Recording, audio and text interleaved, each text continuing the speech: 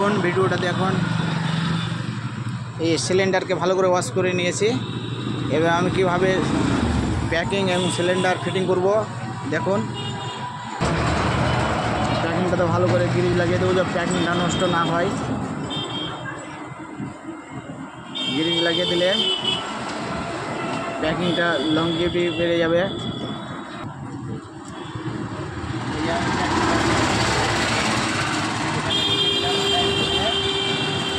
আবার একদম প্যাকিং লাগানোর কাজ সম্পূর্ণ হয়ে গেছে। আবার আমি পিস্টনটাকে লাগাবো। পিস্টনটা আমি কানেক্টিং রডের সঙ্গে ফিটিং করতে যাচ্ছি। প্রথমে এই বুস্টটা ঢুকিয়ে দিচ্ছি, ঢোকানোর পরে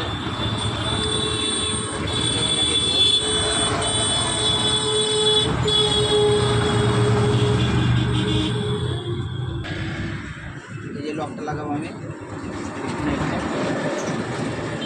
ওখানে।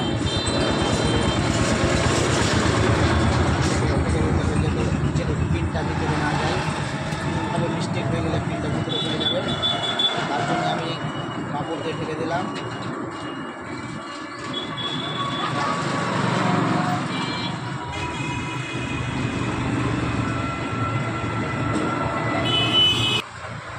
লক লাগানো কমপ্লিট হয়ে গেছে।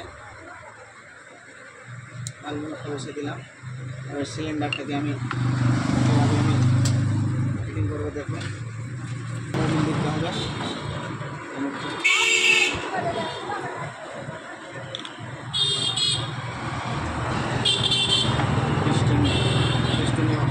দিতে হবে।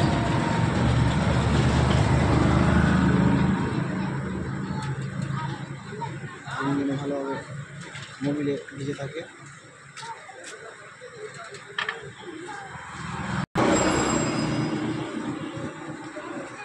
এই যে কাঠ দিয়ে আমি একটা কুলার বানিয়েছি। কুলারের মাধ্যমে এই যে সেন্টার দিলাম।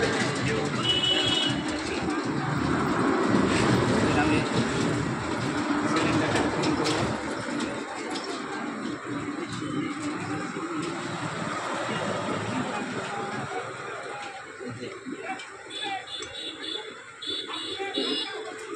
কাঠের এই কুলারটাকে লাগিয়ে দিয়েছি। নিজে নিজেই সিলিন্ডার ফিটিং করতে পারবো।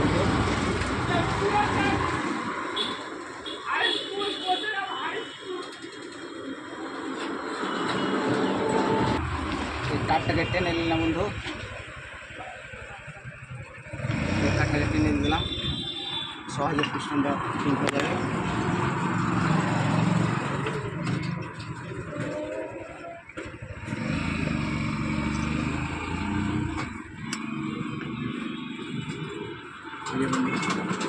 ফিটিং হয়ে গেছে।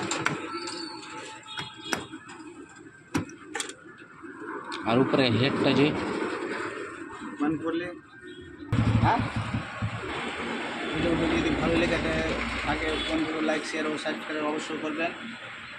All the best, thank you.